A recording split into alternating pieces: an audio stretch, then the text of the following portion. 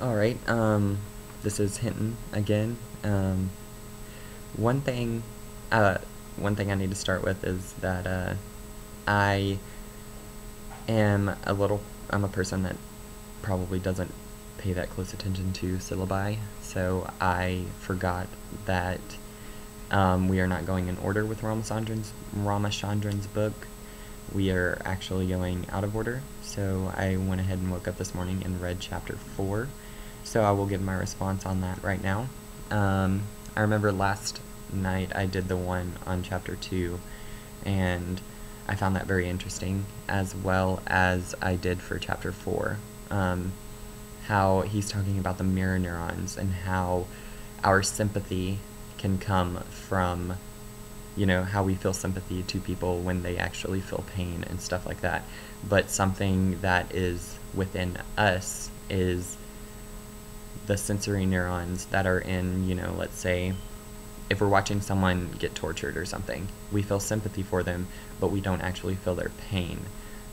One interesting case that he brought up was for Humphrey, and I found it very interesting because he had a phantom limb. And he did a little test on one of his students, I think it was Julie, and he said that while he was touching Julie's hand and like caressing it and stuff, that Humphrey could actually feel what was going on in his actual limb, like his phantom limb. Like he could feel the Ramachandran actually being able to touch like his phantom limb. And so what was interesting about that is you could think about it in a way of as, since we don't have a phantom limb, we actually have it here. When someone actually touches someone else, but we're watching it, it's not actually happening to us because our neurons are sending a message to our brain that, hey, they're not touching you. But it can also be like, how we feel sympathy and how we feel pain onto something of like, if you watch something like really scary or something on a TV or something, or my favorite example is like,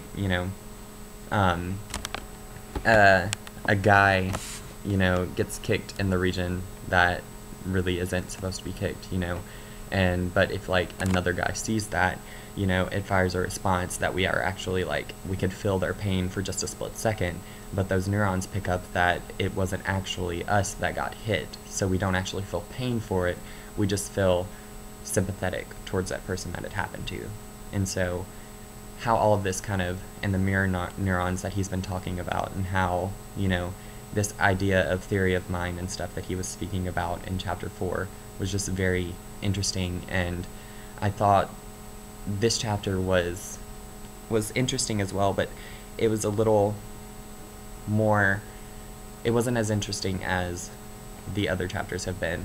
And so the one thing that I've kind of picked up on is, Ramachandran, he rambles a lot, to try to get to his point and stuff. But one thing that's kind of, you can get from that is that he